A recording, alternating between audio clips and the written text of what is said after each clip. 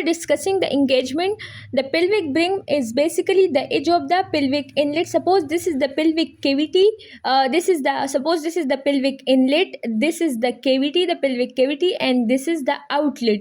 When the widest part of the head enter this inlet, and in relation with the edges of this inlet, this is basically called the engagement. But when it passes down through the pelvic cavity, then it will be called the descent of the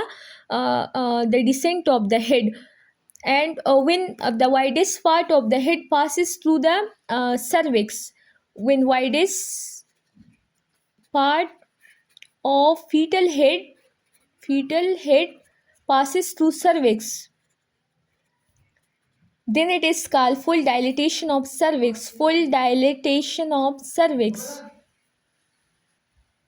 So when the widest part passes through the cervix, it is called full dilatation of the cervix. When the widest part of the fetal head passes through the pelvic brim, it is called engagement. And when the widest part of the fetal head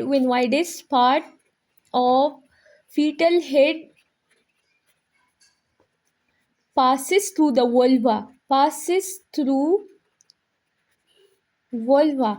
it is called crowning. So what is crowning? When the widest part enter to the pelvic inlet and it comes in relation with the edges of the pelvic inlet, it is called engagement.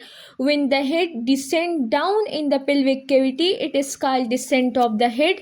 And when the widest part passes in the cervix, it is the cervix. And when this head passes through the cervix, it is called full dilatation of the cervix. And after cervix, there comes vulva. When the widest part of the head of the fetus passes through the vulva, it is called crowning. Now, what is the station? Station is basically the relationship of fetal head with ischial spine.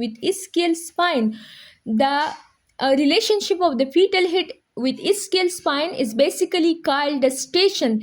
If the fetal head is 1 centimeter above the spine, we call it as -1 station. If the head is 1 centimeter below the ischial spine, we call it as a +1 station. If the head is